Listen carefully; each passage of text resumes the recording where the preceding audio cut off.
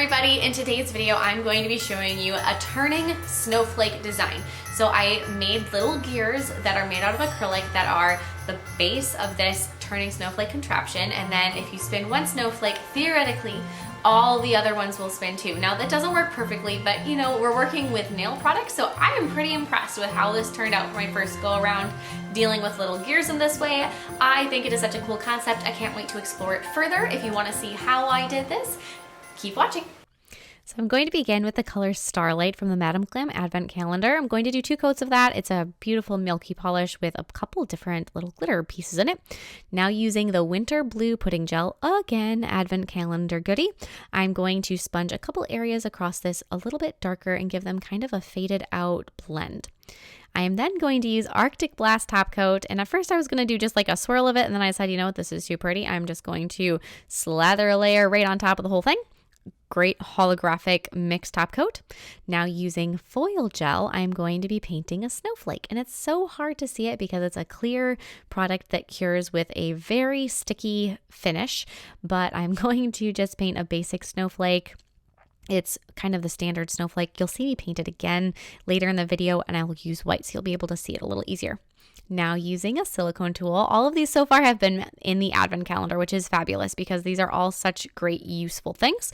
I am now going to trim off a section of gold foil. Once again, Advent Calendar, you guessed it. And I'm going to use my silicone tool and that gold foil to really press in on those snowflakes. And because this nail was covered with Arctic Blast, which is a no-wipe top coat, I don't have to worry about the foil gel sticking to anywhere besides where I placed those snowflakes. So there's the first one, and here's the second one. Silicone tools are the best thing for really scrubbing the foil on and getting it to stick very cleanly. I'm now going to use just a basic no-wipe top coat from Madam Glam. Once again, Advent Calendar, you just can't get enough of those. Now I'm going to leave that to the side, and I'm going to start making my gears. I am making the gears by pressing clear acrylic into a gear mold that I made. So I found a bunch of little gears and I just used a 2-part mold putty and I pressed them into that, and then I let the mold putty cure for about 30 minutes, popped those out. If you want to see the process of making a mold like this, I can put a link to a video down below that shows the process of making a mold, the mold putty that I used, and so on and so forth. These little gears that I bought are, I got them, and I think they're like small, they're toy gears for building kids' toys, and they worked really well for this. So I'm going to pop out all of my little gear pieces, and I'm going to gently file any bits of acrylic away that aren't supposed to be there.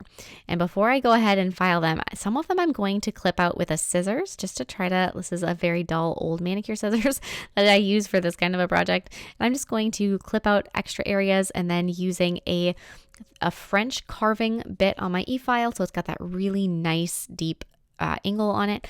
I'm going to just kind of dig into those gear teeth to make sure that they are sharp, precise. Now I'm going to lay all 5 of my gears out on a piece of paper, and I'm going to arrange them in the general shape that I'm going to want my swoosh of snowflakes. After I have them arranged in said swoosh, then I'm going to take a pencil, and without touching the gears, like being super careful not to touch the gears, I did obviously, but doing my very best not to touch them, I'm going to draw a bumpy shape around them. Now using a gel pen, I am going to put a dot in the center of each of those gears, so right in the hole. Make sure you use a gel pen that makes a really precise big dot so that you don't move the gears as you're trying to make the shape. And now I'm going to use that original little doodle that I made around my gears to draw the shape of my swoosh, which is what I'm going to be calling it because that's just the best thing I've got here. So I've got my little curly-cued ended swooshy thing, and then I'm going to take some acrygel, some clear acrygel, and I'm going to start sculpting the shape that I have here. Make sure that your acrygel is nice and clear, and do use acrygel. Acrylic is just not the tool for this particular job. And sculpt up and over around the whole shape. The great thing with using the acrygel is that it stays sticky and tacky until you are ready for it to cure.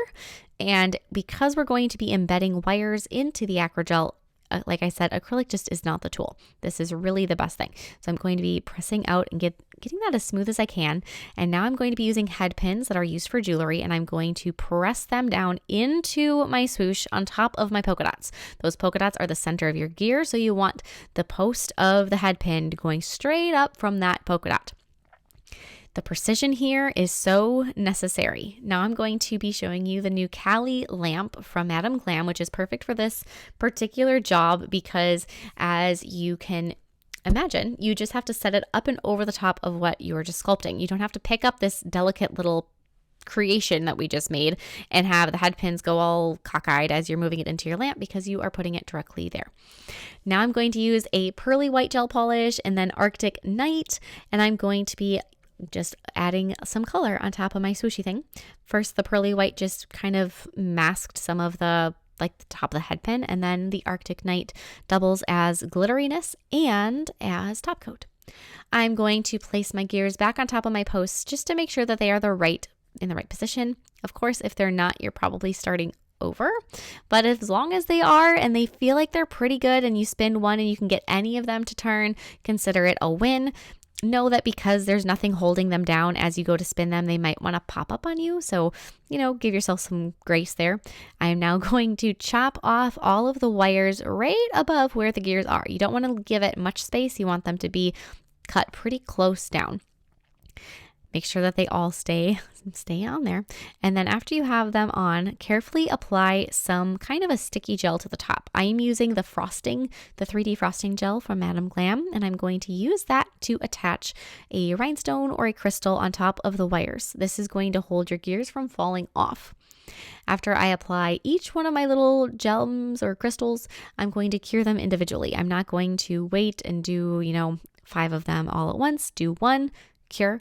That'll help prevent the gel from running down the wire and accidentally holding your gear in place. You want the gears to remain mobile, so they shouldn't be glued on to this contraption at any point. They're just held on because they are around the wire. I'm going to use more of my Acrygel to attach my snowflake swoosh onto the nail and then cure that.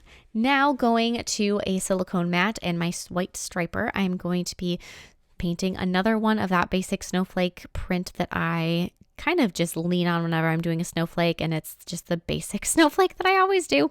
But I'm going to go ahead and paint that on my silicone mat. After I painted it, I'm going to take the Cali lamp once again, go ahead and press the button and let that cure.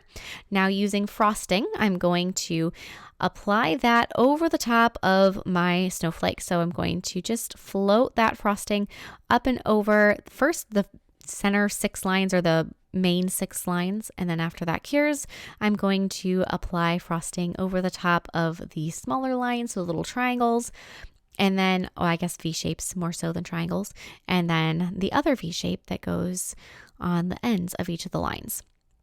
Once there is a hardening product over the top of the entire snowflake, you're going to cure it one more time, and then once it's cured for the final about a minute, for the final minute, then you can peel it off of your silicone mat and set it to the side.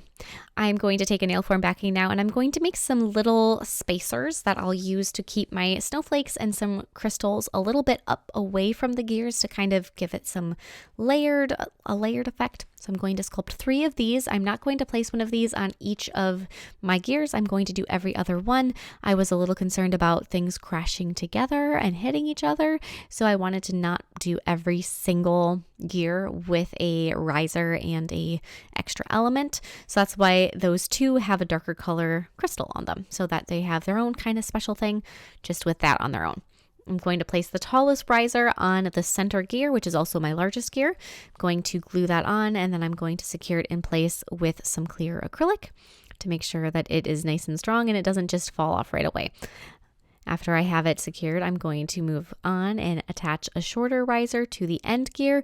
Make sure as you are attaching these that you don't accidentally glue them onto that center post or the crystal that's in the middle, because then that's going to prohibit your gear from spinning, and we don't want to do that. The whole idea here is that those gears can spin.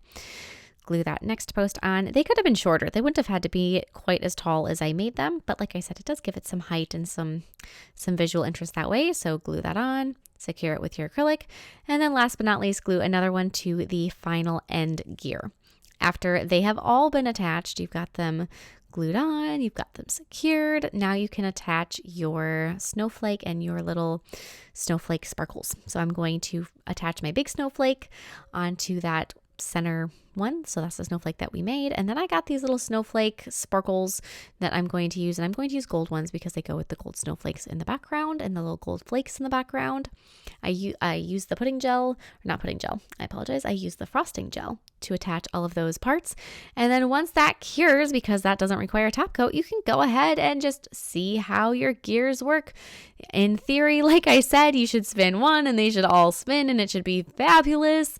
In actuality, you spin one and then a couple spin and it's still fabulous. So I hope you guys are as excited about this concept as I am. Like I said, I'm gonna have to play around with it and find other uses for this idea. I can't wait to experiment and see what else I come up with, and I'll see you all next time. Bye!